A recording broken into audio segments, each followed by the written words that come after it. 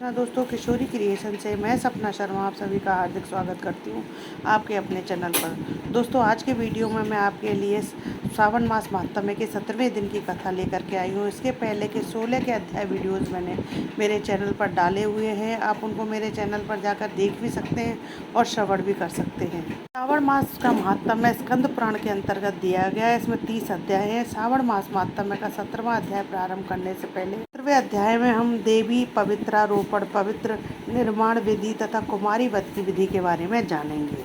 इसके पहले के 16वें अध्याय में जो है हमने भगवान ने जो है सनत कुमार को शीतला सप्तमी की व्रत कथा और उसके महिमा के बारे में बताया। सुनते 17वां अध्याय। बोले, हे देवेश, अब मैं शुभ पवित्रारोपण का वर्णन करूंगा। सप्तमी तिथि को अधिवासन करके अष्टमी तिथि में पवित्रकों को अर्पण करना चाहिए। पितृक बनवाता है, उसके पुण्यकाल को सुनिए। सभी प्रकार के यज्ञ, व्रत तथा दान करने और सभी तीर्थों में स्नान करने का फल मनुष्य को केवल पवित्र धारण करने से ही प्राप्त हो जाता है, क्योंकि भगवती शिवा जो है सर्वव्यापिनी है। व्रत से मनुष्य धनहीन नहीं होता है, इस दुख, पीड़ा और व्याधियाँ नहीं होती हैं, उसे शत्रुओं से होने वाला भय नहीं होता है, वह कभी भी ग्रहों से पीड़ित नहीं रहता है। से छोटे बड़े सभी कार्य सिद्ध हो जाते हैं। हे वत्स, मनुष्य तथा राजाओं के और विशेष करके स्त्रियों के पुण्य की वृद्धि के लिए इससे श्रेष्ठ अत्यंत कोई भी व्रत नहीं है। सौभाग्य प्रदान करने वाले इस व्रत को मैंने आपके प्रति स्नेह के कारण बताया है। हे ब्रह्मपुत्र, श्रावण मास के शुक्ल पक्ष की सप्तमी तिथि को अधिवासन शंकर के देवों के प्रति उत्तम भक्ति से संपन्न मनुष्य सभी सामग्रियों से युक्त होकर पूजा द्रव्यों, गंध, पुष्प, फल, अनेक प्रकार के नैवेद्य तथा वस्त्र धारण आदि से संपादित करके उनकी शुद्धि करे। उसके बाद पंचगव्य का प्राशन कराए, पाठ से दिग्बली प्रदान करे तथा अधिवासन करे। उसके बाद वस्त्रों और पत्रों से पवित्र को आच्छादित करे। पुनः देवी के उस मूल मंत्र से ही उसे 100 बार अभिमंत्रित करे। सर्व सौभाग्य समन्वित उस पवित्र को देवी के समक्ष स्थापित करे। उसके बाद देवी का मंडप बनाकर रात्रि में जागरण करे और नर्तक और वरांगनाओं के अनेक विधि कुशल समूहों और गाने बजाने वाले, नाचने वालों की कला में प्रवीण लोगों को देवी के समस्त स्थापित करे।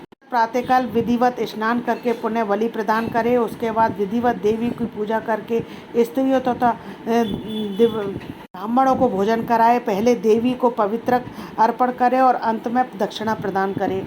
अपने सामर्थ्य के अनुसार कार्य सिद्ध करने वाले उस नियम को धारण करे। राजा को प्रयत्न पूर्वक स्त्री के प्रति आसक्ति, जुआ, आखेट तथा मांस आदि का परित्याग कर देना चाहिए। तथा आचार्यों को स्वाध्याय का और वैश्यों को खेती का कार्य तथा नहीं करना चाहिए। 5-3 अथवा आधा दिन त्याग पूर्वक रहना चाहिए और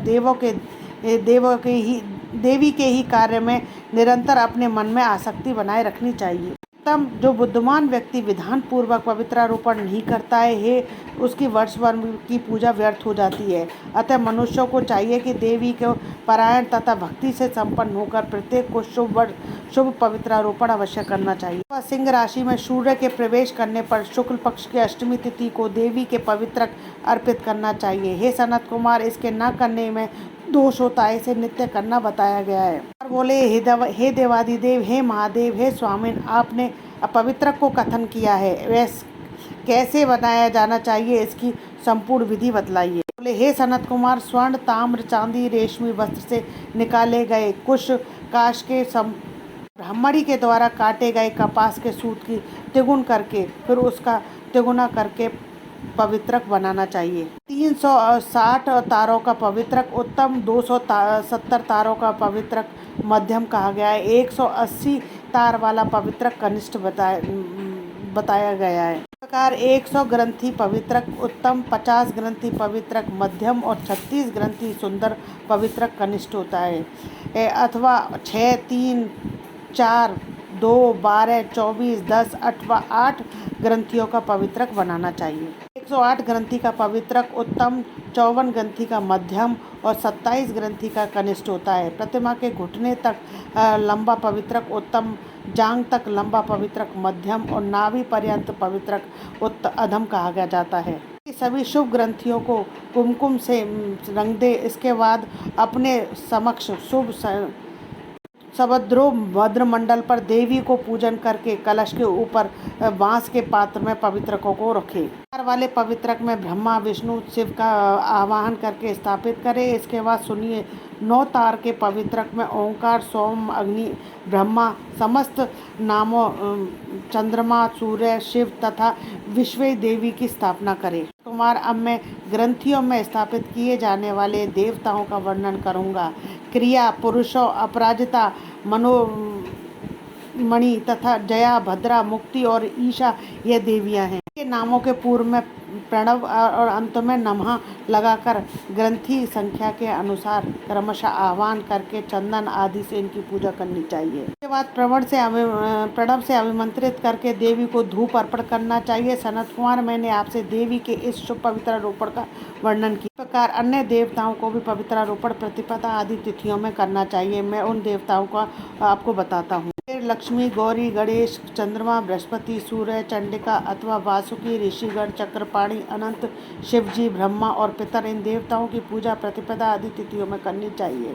यह मुख्य देवता का पवित्रारोपण है। इनके अंग देवता का पवित्रक 3 सूत्रों का होना चाहिए। बोले, हे विप्रेंद्र, अब मैं श्रावण मास के दोनों पक्षों की 9वीं तिथियों के करणीय कृत्य को बताऊंगा। इस दिन कुमारी नामक दुर्गा की यथाविधि पूजा करनी चाहिए। ईश्वर बोले, हे विप्रेंद्र, अब मैं श्रावण मास के दोनों तिथियों की 9वीं तिथि के करणीय कृत्य को बताऊंगा। इस दिन कुमारी नामक दुर्गा की यथाविधि पूजा करनी चाहिए। पक्षों की 9वीं के दिन नक्त व्रत रहकर और उनसे दुग्ध तथा मधु का आहार ग्रहण करे तथा उपवास करे। इस दिन कुमारी नामक और उन पाप नाशनी दुर्गा घड़ी की चांदी की मूर्ति बनाकर भक्ति पूर्वक सदा उनका अर्चन करे। चंदन, कनेर के पुष्पों, धूप और मोदकों से उनका पूजन करे। उसके पश्चात कुमारी कन्या, स्त्रियों और विप्रों को श्रद्धा पूर्वक भोजन कराए और उसके बाद मौन धारण करके स्वयं बेलपत्र का आहार ग्रहण करे। जो मनुष्य अत्यंत श्रद्धा के साथ दुर्गा की पूजा करता है वह उस परम स्थान को जाता है जहाँ देव बृहस्पति विद्यमान है। नंदन, यह मैंने आपसे 9वीं तिथि का कृत्य कह दिया। यह मनुष्य के सभी पापों को नष्ट करने वाला, सभी संप्रदाय प्रदान करने वाला, पुत्र पौत्र आदि उत्पन्न करने वाला और अंत में उन्हें उत्तम गति प्रदान करने वाला है। स्कंद पुराण के अंतर्गत ईश्वर सनत कुमार संवाद में श्रावण मास महात्म्य के 8वीं तिथि को देवी पवित्रारोपण नामक 17वां अध्याय संपन्न। तो यदि आपको मेरा ये वीडियो पसंद आए तो प्लीज़ मेरे वीडियो को ज़्यादा से ज़्यादा लाइक और शेयर करें। यदि आप मेरे चैनल पर नए हैं तो चैनल को सब्सक्राइब करना ना भूलें। पास ही में बेल आइकन को दबाएं जिससे मेरे आने वाले हर नए वीडियो को नोटिफिकेशन आपको मिल जाए। जैसे